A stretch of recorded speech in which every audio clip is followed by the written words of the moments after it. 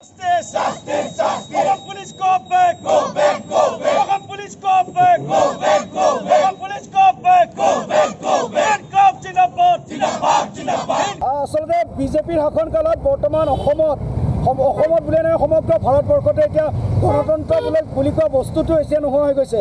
গণতন্ত্ৰক হত্যা কৰা হৈছে। আচলতে বিজেপিয়ে সম্পূৰ্ণ হিতাৰী শাসন চলাই আছে।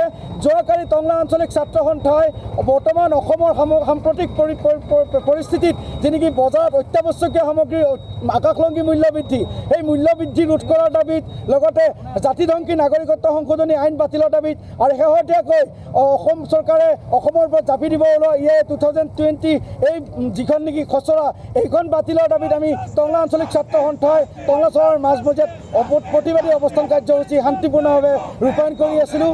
আৰু আমাৰ কাৰ্যসূচী শেষ হ'বলৈ ঠিক কিছু সময় বাকী থকা অৱস্থাতে প্ৰভাৱশালী মন্ত্ৰী দম্ভ অহংকাৰেৰে পৰিপূৰ্ণ মন মগজু পৰিপূৰ্ণ হৈ থকা এই হিমন্ত বিশ্ব শৰ্মাই টংলাত পদযাত্ৰাৰ বাবে তেখেতে অংশগ্ৰহণৰ বাবে আহিবলৈ 1 ঘণ্টা বাকী থকাৰ আগতে হিমন্ত বিশ্ব শৰ্মাৰ প্ৰৰোচনাত হিমন্ত বিশ্ব শৰ্মাৰ এই বিজেপি চৰকাৰৰ ক্ষমতাৰ অপব্যৱহাৰৰ প্ৰৰোচনাত পৰি অসমৰক্ষীয়ে আচলতে নিৰ্লজ্জভাৱে ছাত্ৰ সন্থাৰ বিষয়ববীয়াৰ ওপৰত যেনেকৈ নেকি জঁপিয়াই পৰিল অৰ্ধসামৰিক বাহিনীক তেখেতসকলে আমাৰ ওপৰত অত্যাচাৰ চলাবলৈ নমাই দিলে।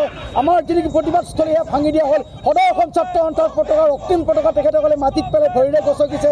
আমাৰ হাতত সম্পূৰ্ণ তথ্য আছে, ভিডিঅ' ফুটেজ আছে এইবোৰ। লগতে ওদালগুৰি জিলা ছাত্ৰ সন্থাৰ সন্মানীয় সভাপতি প্ৰাঞ্জল পাটোৱাৰী ডাঙৰকৈ প্ৰমুখ্য কৰি টংলা আঞ্চলিক ছাত্ৰ সন্থাৰ বিষয়ববীয়া অসম জাতীয়তাবাদী যুৱ ছাত্ৰ পৰিষদ টংলা আঞ্চলিক সমিতিৰ বিষয়ববীয়া যিদৰে অসম আৰক্ষীৰ অৰ্ধসামৰিক বাহিনীৰ দ্বাৰা তেখেতসকলে প্ৰহাৰ কৰিলে, শাৰীৰিকভাৱে অত্যাচাৰ কৰিলে, অপৰাস্ত কৰিলে, আমাৰ যেনেকৈ স্বাভিমান সদৌ অসম ছাত্ৰ সন্থাৰ পতাকা ভৰিৰে গছকিলে, তাক আমি তীব্ৰ ভাষাৰে গৰিহণা দিছোঁ।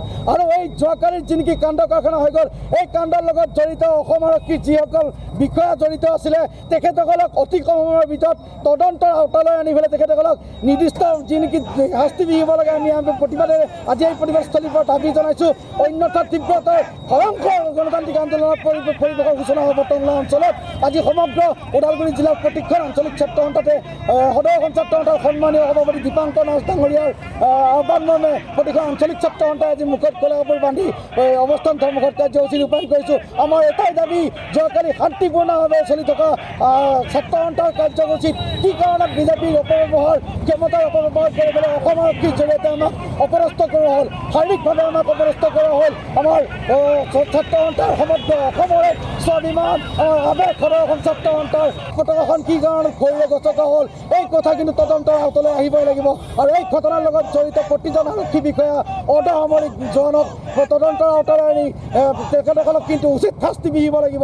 আমি আজি এই প্ৰতিবাদস্থলীৰ জৰিয়তে আমি আমাৰ ওদালগুৰি জিলাৰ SP মহোদয় আৰু DC মহোদয়ক আমি ক'ব বিচাৰিছোঁ, যদি সময়ৰ যদি উচিত দোষীসকলে যদি উচিত শাস্তি যদি নিবিহে তেখেতসকলক টংলা আঞ্চলিক ছাত্ৰ সন্থাই কিন্তু ভয়ংকৰ তীব্ৰ ধাৰাবাহিক গণতান্ত্ৰিক আন্দোলন স্পষ্ট কথা।